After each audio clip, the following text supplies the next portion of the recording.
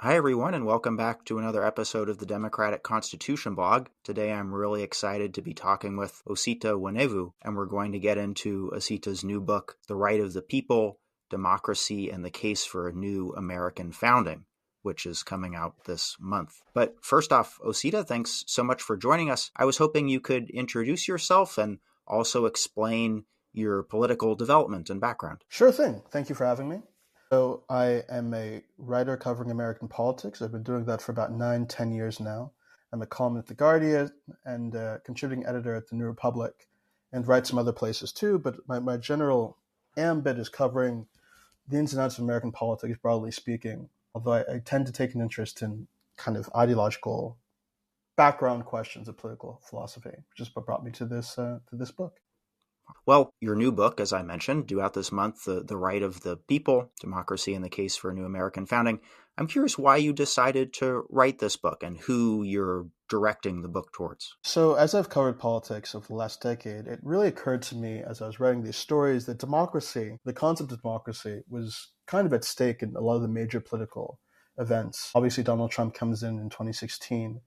As somebody who won the Electoral College without winning the popular vote, this is the second time in the last 25 years that's happened. I actually remember back in second grade, the 2000 election, and for reasons that I don't really fully think I understood at that age, everybody's angry, everybody's kind of upset. My parents were upset. It was imparted to me that George Bush had lost the popular vote. Most people didn't vote for him, but he was going to be president anyway. And that's kind of struck me as basically unfair in a way that I guess has stuck with me all these years. So I reacted to the 2016 election with that in mind.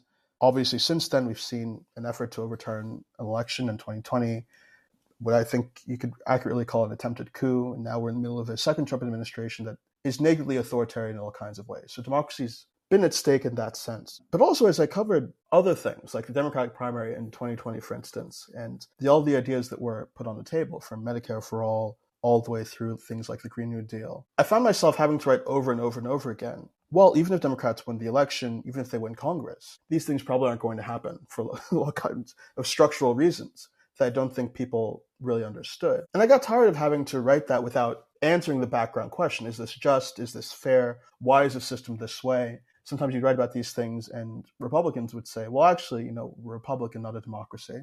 And so the structural inequities you're talking about that play into the process, they're supposed to be there, and they're actually right. Wanted way to respond to the argument, to take it seriously. And so all of these things were factors that brought me into a project where I really took on the responsibility, or I took on the task of explaining what democracy even was to begin with. I'm trying to understand whether our political system fit that definition. And if it didn't, what would it take to actually bring us to a more democratic system, a more democratic society? And, just in the last several months, it's been less than a year since the 2024 election, all of that material has, I think, taken on additional relevance, not just because of what Donald Trump is doing now, but because of the way that the election played out last year. I think Kamala Harris and before her, Joe Biden, were really running on protecting democracy, defending democracy. I think voters heard that message. I think you had to have been under a rock not to hear that message. And Trump won anyway, this time with the actual popular vote victory.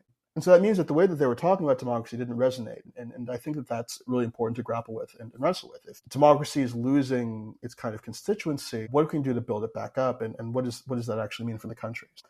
These are all reasons why I think the book happens to be sitting at a particularly important moment, and all things that I think brought me to this project.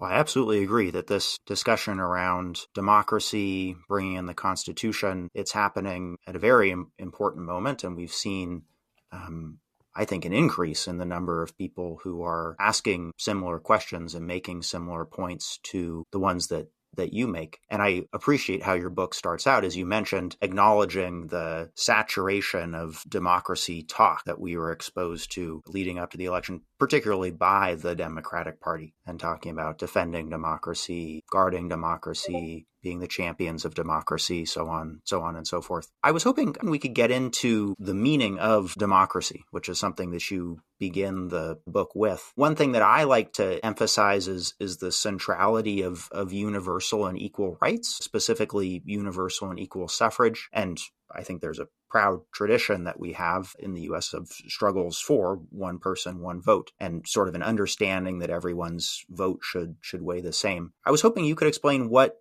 democracy means to you and how you explore democracy in the book. Sure thing. So for all of the things that I read, all of these kind of like dry and dusty academic philosophy books, some classical texts, all the material that I sifted through brought me to what I hope is a reasonable and simple definition, which is that democracy is a system in which the governed govern. So governance is not something that some other external entity does, some king does for you, some class of oligarchs or aristocrats. People who are governed are themselves the people who govern. Another way to formulate this, as some democratic theorists do, is with reference to Abraham Lincoln's speech at Gettysburg, government of, by, and for the people. I think that's another way that you can think about it. And I think that's one way of connecting democracy as we know it today with the place where we tell ourselves democracy began, at least in the Western tradition, which is democracy in Athens. So the Athenian system is a system in which, people who are citizens had the right to go to the assembly and participate directly in policy making and having policy debates. The policy would then be implemented to a large extent by people who were randomly selected from the public.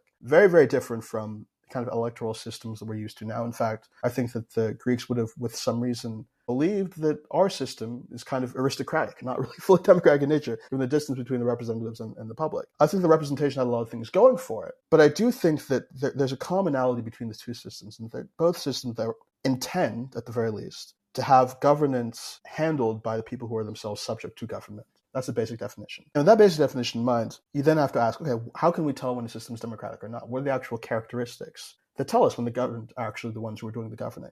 And as best as I can tell, there are three. The first one is the thing that you said, equality. The equality of all participants in a collective choice is fundamental. If people come to a collective choice in unequal standing, you leave open the possibility of not having a democratic system, but a system in which a privileged class or privileged group is actually making the decisions for everybody else. People have to come in with a level of political equality. One person's say doesn't intrinsically count more than another person's say. The second thing I'd say is responsiveness. Democracy is not a suggestion box. When the people make a collective choice, there is some kind of authoritative respect for that choice. Things happen as a consequence. Otherwise, they're not governing.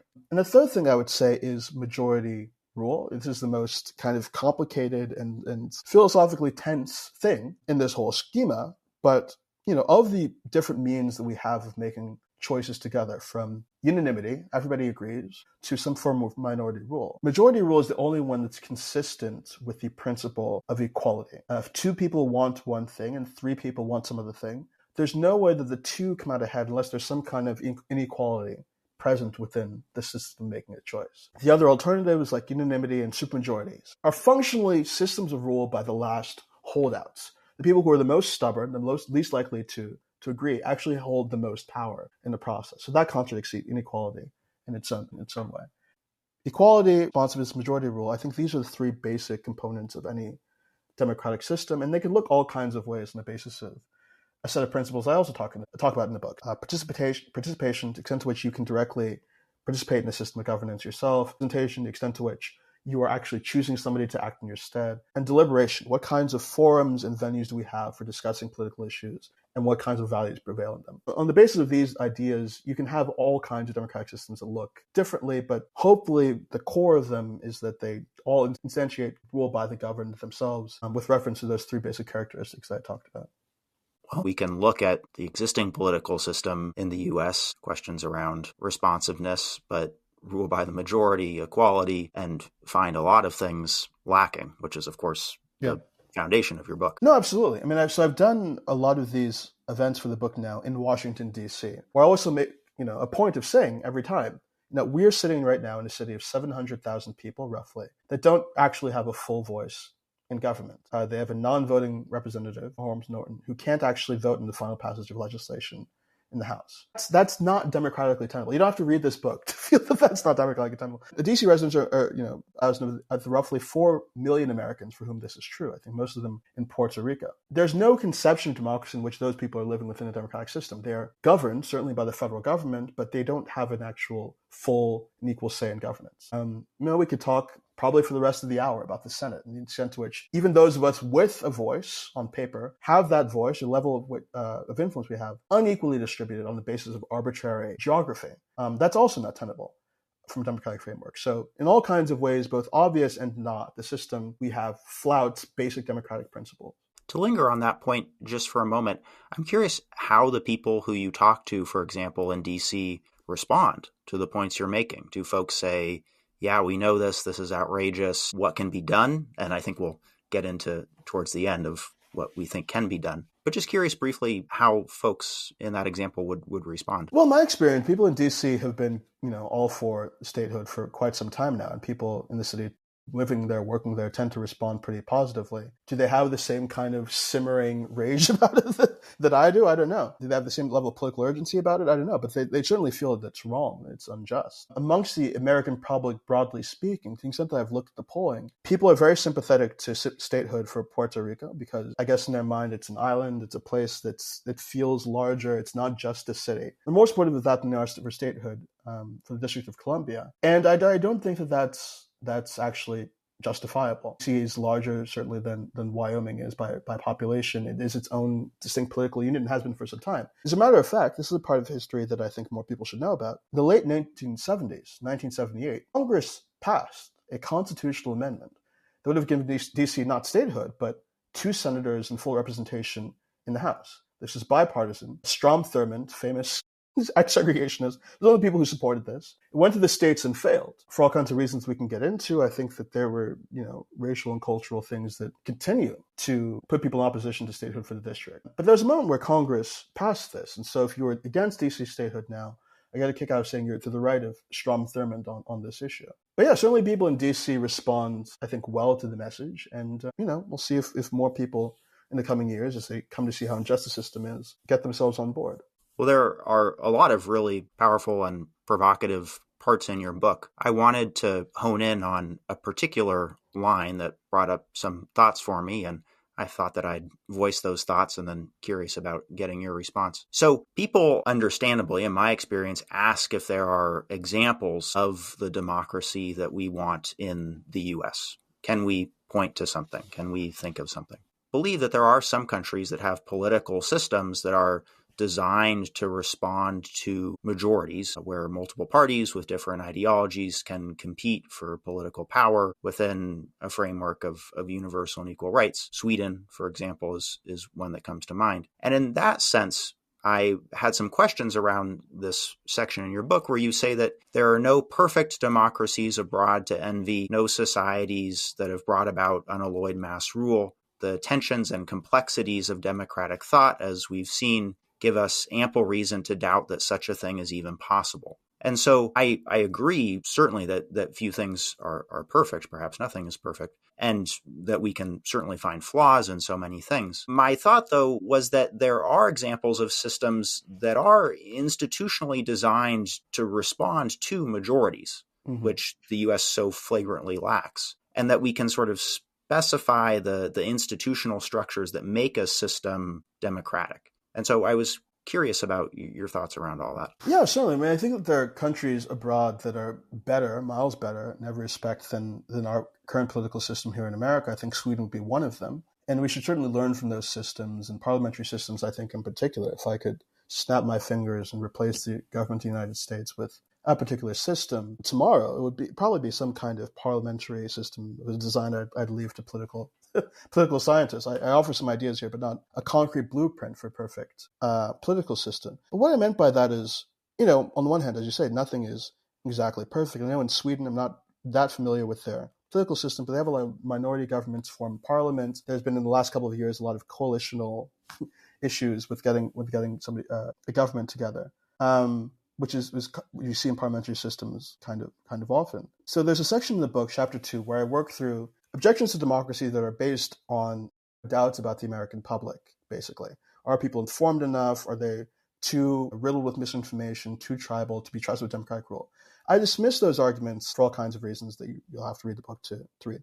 But then there's another set of arguments that are about the logic of democracy, the internal logic of something like majority rule, for instance, where political scientists, philosophers, social choice theorists have looked into certain phenomena that I think should not trouble us, but we should be aware of and as we design systems and as we talk about democracy and how it works. So the thing that political science majors probably have heard of is errors and possibility theorem, right? It's very difficult to craft a political system that meets a set of criteria that you kind of look at and believe are kind of intuitive and commonsensical. Very hard to get all of them done and together, encompassed within a working actual system in the real world. That's one thing to consider. People have looked at the possibility of vote cycles. for instance. So if you ask people to make a difference, choice between three different options, A, B, and C, theoretically, it's possible for people to prefer A to B to C, B to C to A, C to A to B in a way that is internally contradictory. And this is one of the reasons why I say in this chapter that my conception of democracy is not so much about representing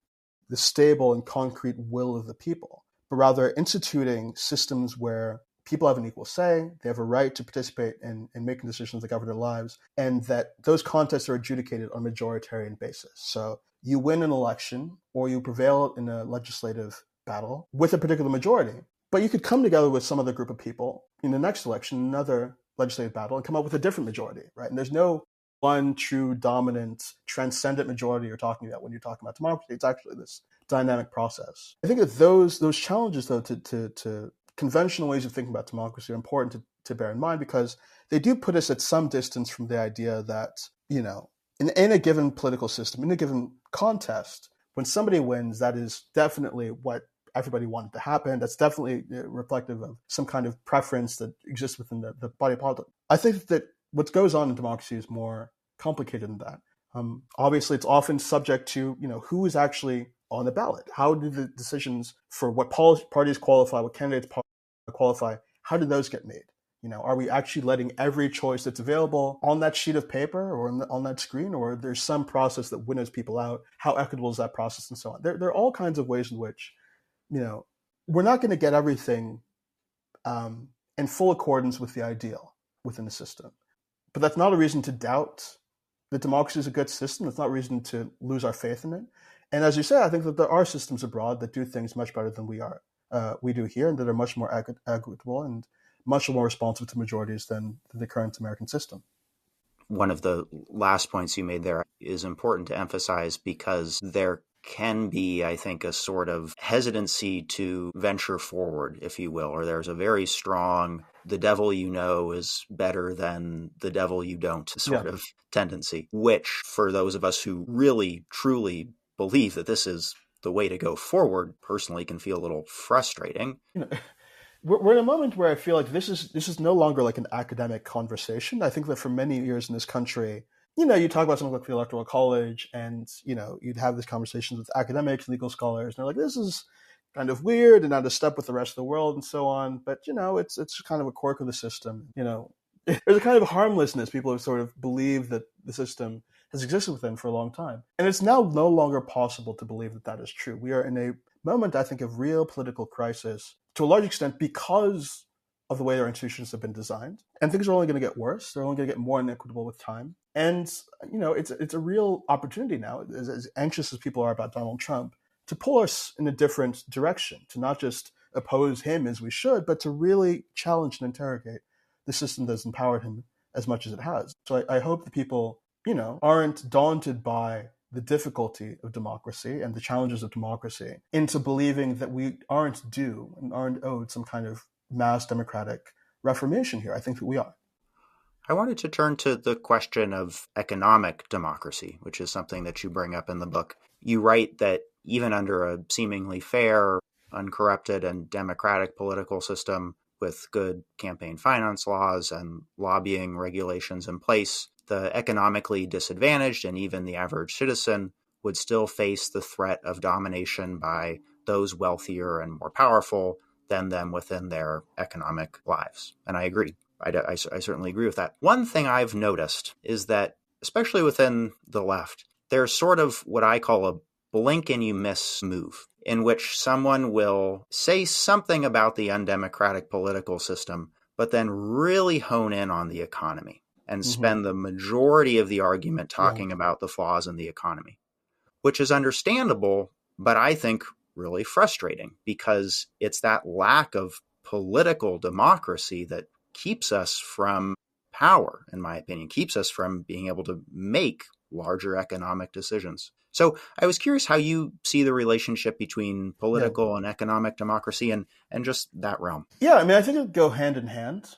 I think that it's very hard to talk about reforming our political system without talking about the ways that inequality has shaped it and made things worse. I think it's very hard to talk about the need for things to improve, policies that will improve economic inequality without talking about how our political system and its institutions have made those policies impossible. Right? So they're fundamentally interlinked, and there's this chicken or egg question, I think, because of that. But look, in the last 6 months or so, we've seen the wealthiest man in the world, because he donated about $260 million to Donald Trump's campaign, get rewarded with a position in government where he was able to rework the executive branch, fire thousands of workers, end certain programs. I could not come up with a more cartoonish example of how much economic inequality matters for politics than what's happened with Elon Musk. And I do feel like, I think you're right that people on the left will sort of frame the political discussion as a kind of abstract academic discussion where the real need is economic change. The real need is for economic revolution and economic reform. I also think, though, that like conversely, when you hear conversations about political reform in the mainstream, and that's political reform not just in terms of, dealing with gerrymandering, say, but political reform in terms of, dealing with lobbying, campaign finance reform, the need to change the inputs of money into politics. I feel like you often have those discussions divorced from economic conditions and the reasons why we haven't actually been successful in enacting some of those reforms. People have talked about campaign finance reform for many years, reforming lobbying for many, many years. I'd argue that one of the reasons why that we haven't succeeded is because the wealthy influence the process to prevent us from passing those things in the first place, right? So there's this challenge in where these things are intertwined, and it's difficult to see or sort of work through what the sequence of reform ought to be. And I don't really come to an answer in this book beyond saying, I think that there's a level of power that needs to exist for workers in the economy in order to make certainly large-scale political reforms possible. So if we get to a point, whenever you believe this is going to happen, where we are in a position to write a new constitution, let's say, or fundamentally change our arrangements, abolish the Senate, these kinds of things, our ability to do that successfully is going to hinge in large part upon whether ordinary Americans have the power to influence the process and to say no to certain efforts to frustrate democratic reform, right? So I think it would probably be best if the people at the next constitutional convention, whenever it happens, whatever it looks like, know that if we don't have a more democratic system, the economy might shut down because people go on strike, right? There needs to be that level of leverage. There needs to be that level of influence and power amongst ordinary people. And we're not anywhere near that point yet. In fact, the people who've mobilized the most for constitutional reform, as you likely know, are people on the right. So the Koch brothers, these kind of well-funded efforts to do a constitutional convention within the next couple of years, where they have every confidence that they'll dominate the process in such a way that will end up the constitution that, I don't know, makes taxation illegal or something, right? To have a better process, and a process that's more in line with the interests of working people, I do think you need a level of economic power, and specifically labor power, that we don't currently have. So that's about the long view. But in terms of like more modest reforms, dealing with gerrymandering, dealing with apportionment and Supreme Court, and things that we can do within the near future, I think that there are things that we can do without reforming the economy, revolutionizing the economy, that we ought to. And we should try. I think I'm glad that the Biden administration began with this kind of push that didn't succeed. But I guess the point I'm trying to make is that it didn't succeed, partially because I don't think we were mobilized enough, organized enough to make certain demands. And if we were economically, we might see some of these reform efforts do better than they have in the past. So that's a long-winded answer. And I guess the takeaway, I hope, is that people understand that these two halves are of the same project. That when I talk about democracy personally, I'm not just talking about political reform or the need for a political system that reflects democratic agency. I'm talking about a society that reflects and corporate democratic agency. Talking about having the means to control the conditions of our lives, not just in politics, but in the economy and anywhere else that we are governed. This needs to be seen as kind of a common struggle. And I think actually, if you frame it as a common struggle, and you tell people that, look, democracy is not just this thing that your civics teacher told you was important in grade school, but something that can actually materially improve your life, both by making Washington more responsive to your needs economically, but also by giving you structures at work that allow you to more directly get better wages, better working conditions. If people see democracy as that, all of that, you then, I think, build a public will to democratize all the sectors of American life together. That's my hope, at least. Off of that, do you see discussions around democracy, just really flagrantly undemocratic things that are going on? I was going to ask you at the end, and I will ask you at the end about, for example, current events in Texas, as a way to build that movement that we need. For example, one response that I've heard is, well, we need to build a movement, and therefore we need to talk to, and the way it's framed is workers, using bread and butter things that they understand. Mm-hmm. And then if they choose to take up the Constitution, then they'll have the power to do it. And my spin on that is to say, well, actually, talking about these questions of democracy, political democracy, the denial of rights, universal and equal suffrage, can help us build that force that we're trying to get. It's not separate from that. Yeah, I mean, I think that there needs to be, again, like a non-abstracted component of this message. People are very angry, at least if you pay attention to politics, if you're the kind of person who pays just close attention to these things. People are mad about gerrymandering, rightfully so. At the same time, I don't think you build a kind of broad mass political movement around independent redistricting commissions or something like that, like these very technical answers to these problems. I think that you build movement and you mobilize people by speaking about principles and values, offering a vision of the way that you hope society will be, the way society should be, if we work together to build it collectively. That's the register at which I think you talk about democratic questions within. And again, if you do that, and you're talking about democracy as a way for us to shape the society we live in, to really have control over our lives and not live under the thumb of some wealthy and powerful person or under the thumb of some hierarchy or as the helpless victims of circumstance. We have the actual agency and power to create the lives we want, lead the lives we want, and create the society we want to live in. That, to me, pulls people in. You fit the policies in there, whether it's political reform or economic reform, but people are brought to you and brought to your project by a deep feeling. And I feel like that's kind of what's been missing. And even to the extent that people have spoken to the deep feeling, because I think that Kamala Harris and Joe Biden did in a certain respect, the way they talk about democracy was as a defense of existing institutions, a way that I think is not resonant at a time when many of the most pivotal voters in the electorate distrust institutions. I think distrust them for a lot of solid reasons. I think that many Americans perceive that they don't have a system that works democratically in their interest right now. And so they look at arguments that Donald Trump's going to destroy that system and say, well, what democracy is there to save to begin with? What democracy are we trying to protect? If you have, on the other hand, a constructive project, American democracy is a thing we are all doing, a thing we're all working towards, and you can have a hand in shaping it. And it's not just this thing that James Madison did more than 200 years ago. You yourself here now can be a founder and participate in politics with that sense of purpose. That, I think, is something that could potentially resonate. So I think, wonks, people who are nerds, people who read books about political science and know the ins and outs of the system and can tell you how more important we are relative to Argentina and Brazil in the Senate. They will have a hand in shaping solutions to these problems and articulating them in some respect to the public, sure. But I think, the main thing that has to happen in order to build a real democratic movement of the kind that we want is to speak about democracy in a register, and it's a deep, almost spiritual register. That, I think, is more successful than making, direct appeals to the technical aspects of the system and the structural aspects of the system that aren't working for us today. It needs to be something more than that. And I think the absence of that has been one of the reasons why these reform efforts have kind of foundered in years past. Well, I wanted to turn to more immediate events, if you will, though this one is an event that will take place in more or less exactly 1 year. So you write that it's my contention, your contention, that our democracy, and that is in air quotes or scare quotes, I believe, in your text, our democracy, is due for another constitutional revolution, one animated by the idea that American democracy is a promise we've yet to make good on, and a project that remains ours to define and complete.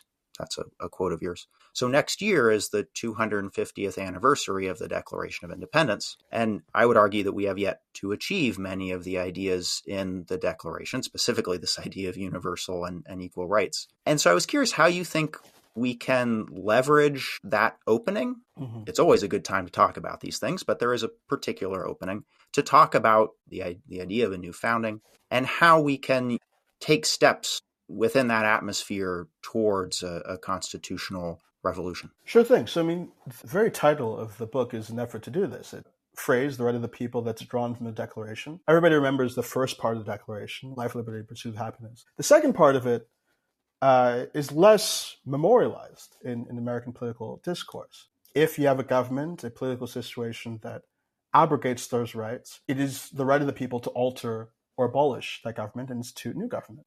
That's in fact what the founders believed that they were doing when they broke from Britain. And so the way that I'm talking about the founding is aimed at trying to utilize that sense of prerogative, right? The lesson we should take from the founding isn't that we should be reverential to institutions, that we should sacralize institutions.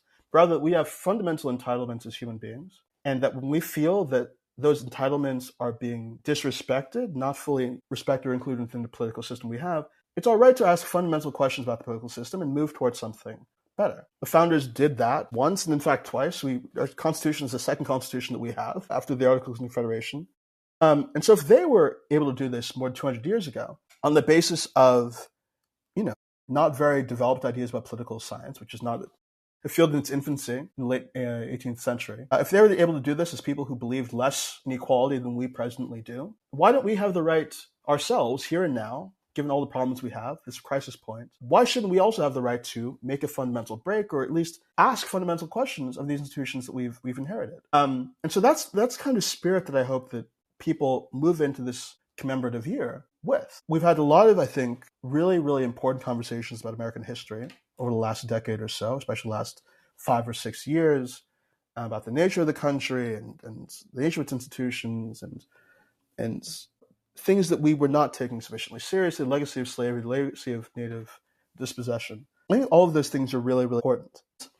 I think that part of what I'm trying to do in this book is say, look, literally whatever you think about the founding and the founders, whatever you think about what this country has been in the past, it is our country now. We are sitting here in the present with agency to shape and create the America that we want to exist. And we should see that as a constructive project. We are not bound by the past and what the founders wanted or intended for this country. We're sitting here now, and we can make it what we want it to be. And I really think that this commemorative moment, 250th anniversary, is a moment to make that argument, because if the founders had the right to craft this kind of new society on the basis of what they perceived were their ideals, I think that we should be inspired by, if nothing else, that at least, their sense of daring, their sense of their boldness, And yeah, I think it's a fundamentally different way of thinking about the founding and the history of this country, and I hope that's one that people take up, because it gets us through this kind of thicket of awkwardness on the left about, if we adopt the sense that, we should be trying to transform America, ignoring the fact that America has done all these things and been all these things in the past, and is it not taking that legacy sufficiently seriously? I think that the thing to take from the past, if nothing else, is a sense of our own prerogative and agency and power, an ability to rewrite what this country is in accordance with our ideals, and not to feel like because it was something else, because Madison and Washington intended something, that we are bound to that in any kind of way beyond, I don't know, this kind of ghost-like presence they have in our consciousness. We don't have to believe in ghosts. We should believe in ourselves. Someone I think is very important in our history is Thomas Paine. That's right.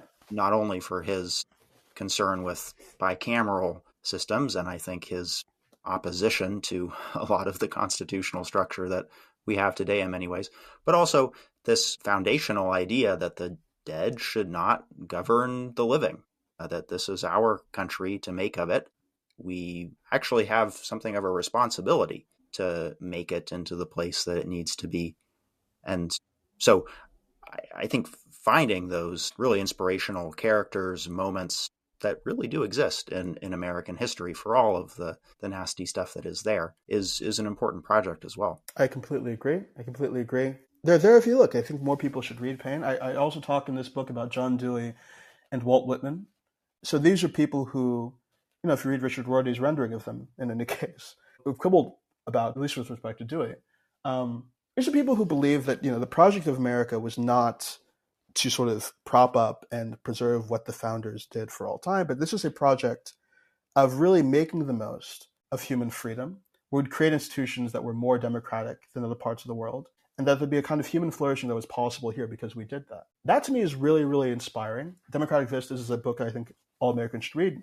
Not a perfect text by any stretch of the imagination, but one that I still continue to find among the most inspiring pieces of American rhetoric that I've ever come across, because it is imbued with that sense of promise. He talks about the founders, I think, maybe once in passing in that entire text. And his vision of what America is not to be is fully built upon this sense that we have this creative power that is harnessed through democracy and democratic society. And I think that we should take advantage of that. And I think that too is a version of, understanding the American project that doesn't have to be chauvinistic, right? It doesn't have to be, we are the best, whatever people in the world and no other country touches. I think, though, it's a version of America that imbues us actually with a sense of responsibility, right? Like, what can we do here to try out, test out, experiment with, fulfill democracy that might be of use to peoples around the world?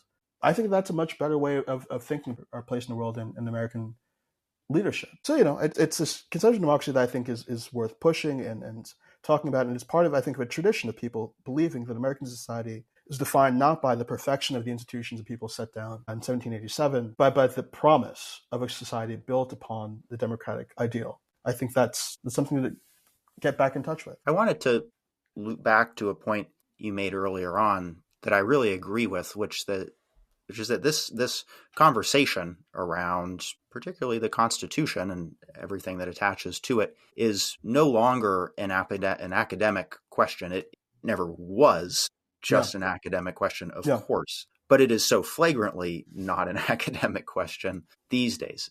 It's not possible to sit back and say, well, the American project, whatever you want to say, or American institutions are humming along, and well, there are a few quirks, but no, these problems are hitting us full force. So I was curious how you think that we can bring together small d Democrats and constitutional critics. One idea that I'm floating is, well, there's a socialism conference in Chicago that happens every year. What if there was some kind of democratic constitution conference or some place for people to come together?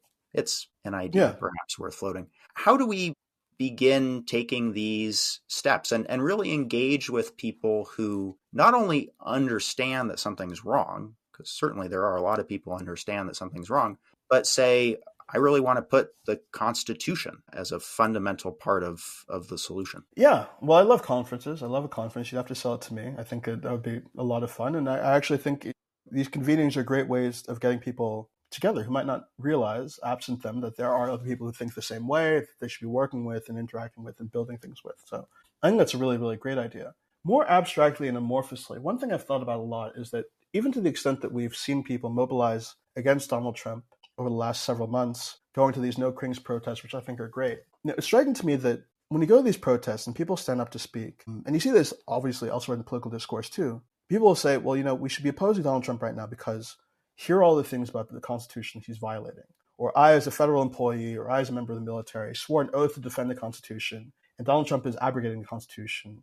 He's flagrantly violating the Constitution, and we should oppose him because I took an oath to defend this document, this compact. Obviously, people saying this with all the sincerity in the world, who mean extremely well, who I think should be out there fighting, protesting, as they are. But I think that something about that rhetoric needs to shift. It's only going to come from us convincing people it needs to be so. But, if we are embarking on a project of constitutional reform, we want to actually fundamentally change this document in some way. As much as we, need some of its safeguards in this particular moment, we're working towards something better in the future.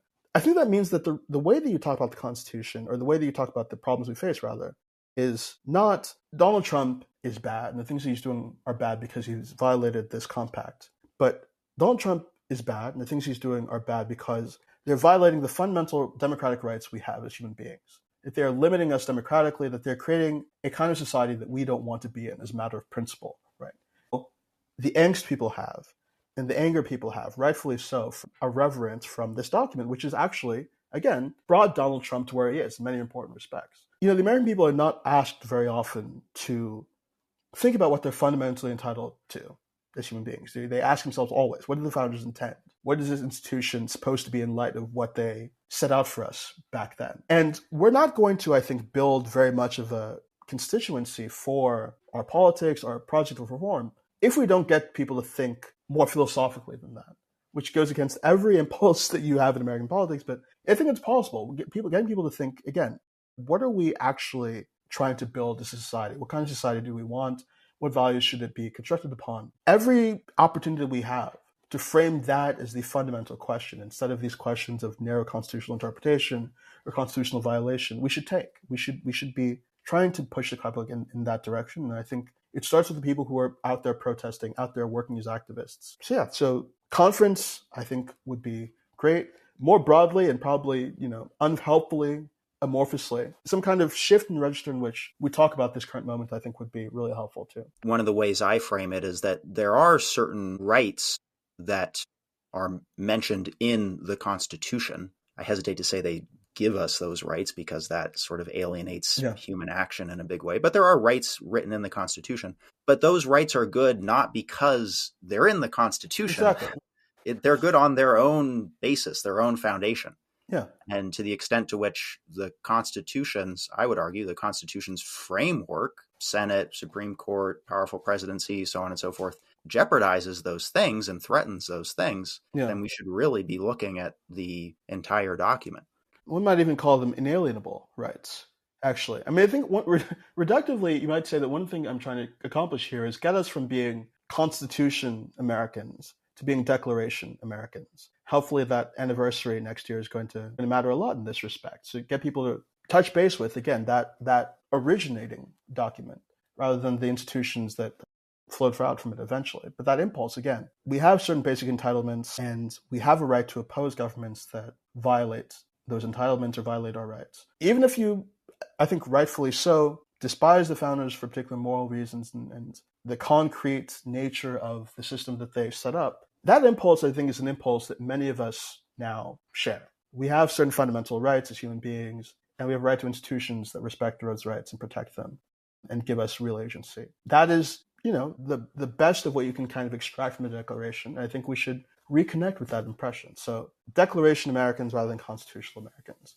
if somebody wants to put that on a bumper sticker or something. I like that formulation. I'm all about very pithy, concise statements. The last thing I wanted to ask you before I let you go, current events, the ongoing gerrymandering scandal in Texas. I think this gives us a big opportunity to say what democracy, first off, and then also to say the response of the Democratic Party is to say we're going to gerrymander back.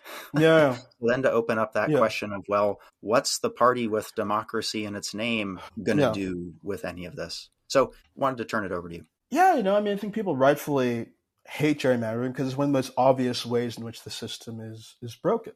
Politicians should not be able to choose their own voters. Ideally, you'd be able to understand the district you're living in, and rather than having to sort of peer at a map with crazy lines everywhere to figure out who even represents you. That alienates people, disconnects them from the system, makes it harder for them to participate. So gerrymandering, obviously, very bad. Democrats should do as a matter of political strategy in this moment, gerrymandering back. People can talk about the real politics of that, but I think this is, as you say, an opportunity to get people to think bigger and more ambitiously.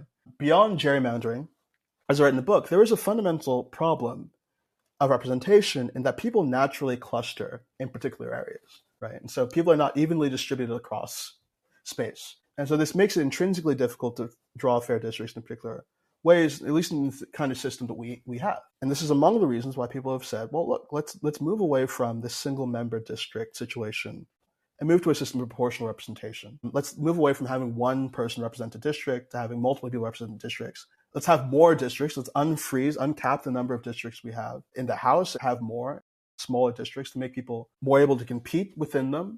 There are all kinds of things that people have said beyond gerrymandering we need to fix and consider when it comes to the House. And I think this is an opportunity to talk about all of those things because I think it enlarges and broadens the conversation. We're not just participating within the system as we've known it in this back and forth tit for tat. We're actually building towards a more democratic system and one that will represent people better on the basis of the principles that we've talked about. Another part of the promise of that project too is moving away from the two-party duopoly. If we have proportional representation of the kind political scientists recommend, it would be easier for other parties to flourish, to develop, to compete within the system. So there ought to be a poll, a politician, some kind of poll of discourse making that claim, making those arguments right now. And I don't really see it, partially because I think it's against the interests of the Democratic Party to move in this direction.